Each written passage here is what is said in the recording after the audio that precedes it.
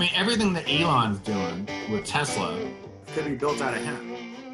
This whole apartment behind me could be built out of hemp. You know, the chess set I got here, all the paper, you can run your car off of hemp oil. You can eat hemp. Hemp is supposed to be harvested in 6 months. You don't have to cut down trees. It's more, it puts out, I think 6 times, we'll get into that in the research later, I think it puts out 6 times the amount of oxygen that a tree puts out. That's and incredible. Gives you more to work with than a tree. So a tree, you know, that's an ecosystem. A tree is a vibrant being that's supposed to be around for hundreds and thousands of years. A hemp plant we're supposed to harvest and we're supposed to use for things like rope and things like that. So, and paper, which is the #1 reason we're cutting all these trees down, or you want to build houses, you could 3D print a house out of hemp at no cost to the environment whatsoever. That'd be incredible. So, you know, I got a series of questions I went through, and this first one is about, and again, all these sources, you can look them up in my works cited below. But every 25 seconds, somebody's arrested for drugs. And the arrest rate for Americans has tripled for possession since 1980.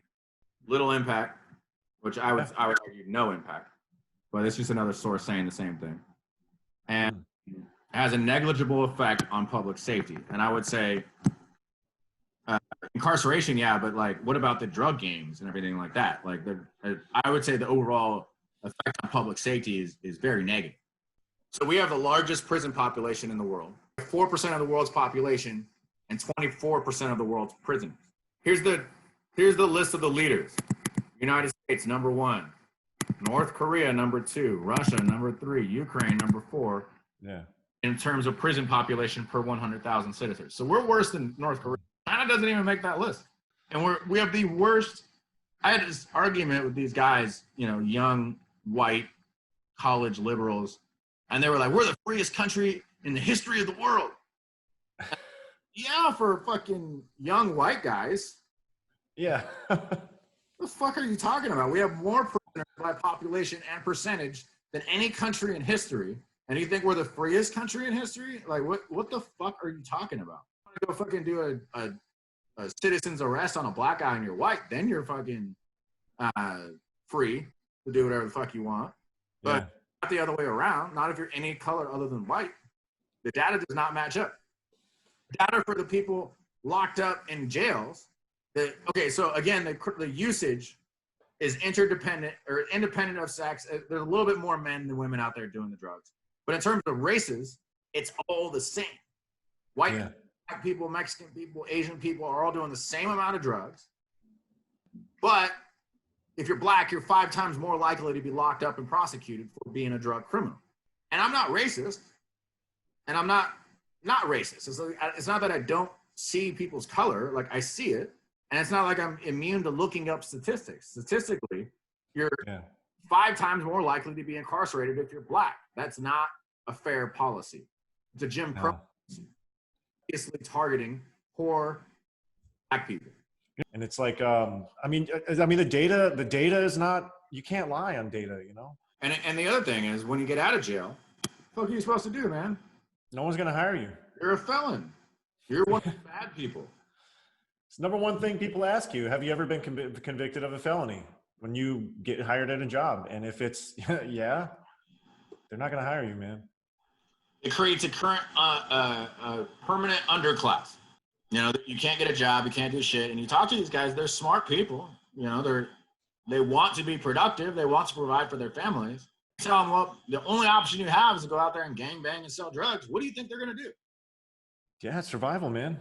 And it's really nice if you're some liberal professor out here in California and you've never been in trouble before, for you to be like, well, we should lock up those damn drug peddlers, though, for sure. And it's like, well, yeah, that's great, but you can get a job, right?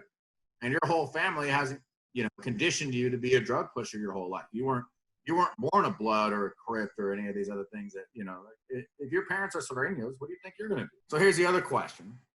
Does incarceration work? Does it prevent drug users from offending? In the first 2 weeks after they're released from prison, individuals are almost 30 times more likely to die than the general population. Oh. There you go, Timmy, you're free. Now go fuck yourself. You can't get a job or a house or any food. Fuck you. I want 15 times more likely to die. God, man. These And statistics are chilling. The leading cause? Overdose. So it doesn't work. Matter of fact, it works 13 times in the wrong direction. Hey, we're just talking about the new Jim Crow. By decimating communities of color, the U.S. criminal justice system functions as a contemporary system of racial control. And that's absolutely correct. Now, like I was saying earlier, I'm not just going to jump in there and say, yeah, that's racist or that's not racist. No, I use fucking evidence. And the evidence is that you are 5 times more likely to be arrested if you're black for the same crime. Nixon created a war on drug to get the vote of the racists from the Dixiecrats. You can read the book if you want to go more into that. Yeah. We decided we're going to try not to talk politics. I think it's pretty safe to say that Nixon was an asshole. Yeah, I mean, he was. Wiretapping. Yeah, he was almost impeached. No, he was impeached, right? And then he resigned before that happened. Yeah, I guess, or maybe he got impeached, and then I think he got pardoned by the next guy or something like that. Yeah, I think so. Yeah. Beyond the scope of our current research, but the system is designed to break you and separate you from society.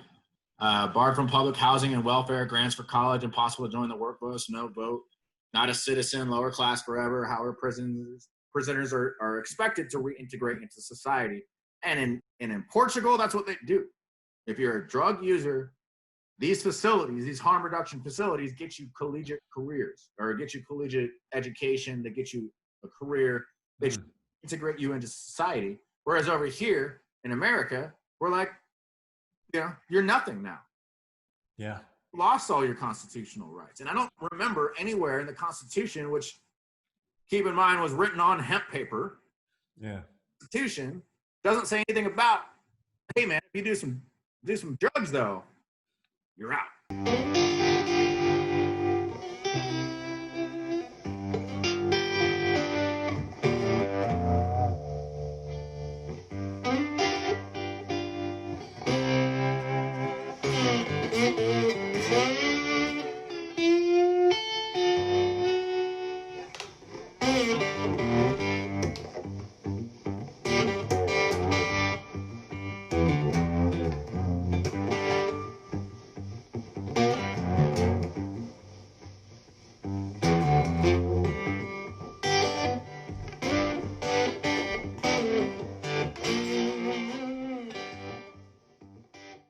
Grew up in Portsmouth, been committing crimes probably from the age of 12.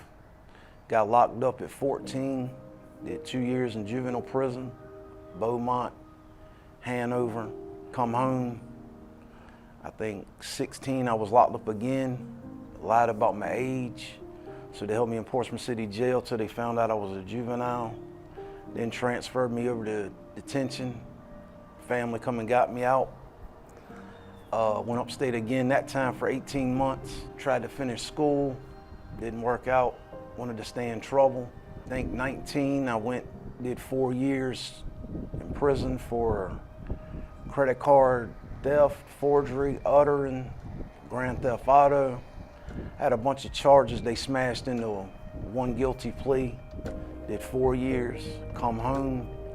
71, 72 days later, me and my little brother committed a home invasion, held hostages for about 12 hours, resulted in a 14-year prison stint. I've been out about 2 years now and not doing too good.